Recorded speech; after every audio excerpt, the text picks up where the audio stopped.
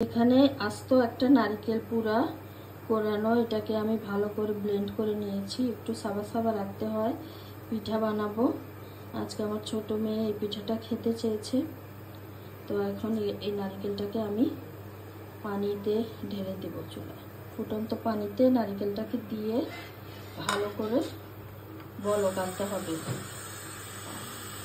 আর সাথে দিয়ে দিচ্ছি পরিমাণ মতো একটু লবণ। আমার নারকেল এবং পানিটা ভালো করে বলক এসে গেছে। এখন আমি একে একে কাপ দিয়ে ময়দা দিয়ে দিব। কাপের মতো ময়দা দিয়েছি আমি। এখন ভালো করে নেড়ে এটাকে মিক্স করতে হবে। 1 কাপ ময়দা লাগছে, আমি দিয়ে দিলাম। এভাবে নেড়ে আমি একদম রুটির কাই যেভাবে করা হয়, সিদ্ধ রুটির কাই, সেভাবে আটাটাকে করে নিয়েছি। বাকিটা দেখাচ্ছি। পুরো আটাটাকে আমি এখন একটা ট্রেতে ঢেলে নিলাম ঠান্ডা হওয়ার জন্য। ঠান্ডা হলে এটাকে আমাকে ভালো করে একদম মথে নিতে হবে, সফট করে। অনেকে হয়তো বুঝেই গেছেন আমি কি পিঠা বানাবো। আমি এখন নারকেলের পাকন পিঠা বানাবো। আমার বাচ্চারা খেতে চেয়েছে, বিশেষ করে আমার ছোটো মেয়েটা আজকে অনেক দিন থেকে বলছে। আসলে বাড়ি থেকে নারকেল আসে না, তো সেই জন্য অনেক দিন বানানো হয় না। তো আজকে ফাইনালি বানানো শুরু করে দিলাম। সাথেই থাকবেন, বাকিটা আমি পরে দেখাচ্ছি। একটু ঠান্ডা হয়েছে, এখন আমি আটাটাকে ঠিকমতো সফট করে মতে নিব। এটাকে আমি এখন জাস্ট রুটির মতোই একদম মোটা মোটা করে আগে বেলে নিব। আমার বেলা হয়ে গেছে। এখন আমি একটাকে কেটে একটু নকশা করে দেখাচ্ছি। এখন একটা সাসলিকার কাঠি নিয়ে এটাকে আমার এরকম ফুল পিঠার মতো গেঁথে গেঁথে এক একটা ডিজাইনের শেপ দিতে হবে। ডিজাইনগুলোকে এমনভাবে দিতে হবে ছিদ্রগুলো যেন এপিট ওপিট ভালো করে ছিদ্রটা হয়, তাহলে শিরাটাও ঢুকবে আর তেলটাও ঢুকে ভিতরে মচমচা হবে। আমি এখন সবগুলো পিঠা বানিয়ে তারপর ভাজা গেলে আবার আপনাদের সাথে দেখাচ্ছি।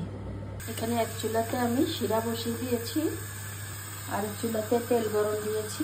তেলটা ভালো করে ফুটলে আমি পিঠাগুলোকে ভাজি করব। একটা একটা করে পিঠা দিয়ে দিচ্ছি গরম তেলের মধ্যে। চুলা কমিয়ে আস্তে আস্তে পিঠাটাকে ভাজতে হবে, যেন ভিতরে মচমচে হয়, পুড়ে না যায়। পিঠাগুলোকে এপিট ওপিট উল্টে একদম ভালো করে ভাজতে হবে, একদম খয়েরি কালারের হয়ে যাবে, একদম মুচমুচে ভিতরে থাকবে। শিরা দেওয়ার পরে ভিতরে হবে সফট। এই পিঠাটা মূলত কুমিল্লার মানুষরাই বেশি বানায়, নোয়াখালীর মানুষরাও বানায়।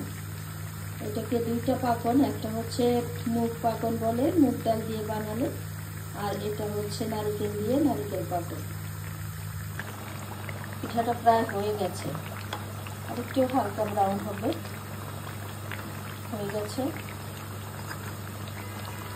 আমি একটাকে তেল ঝরিয়ে শিরা দিয়ে দেখাচ্ছি। একদম গরম গরম শিরা ঢেলে দিতে হবে।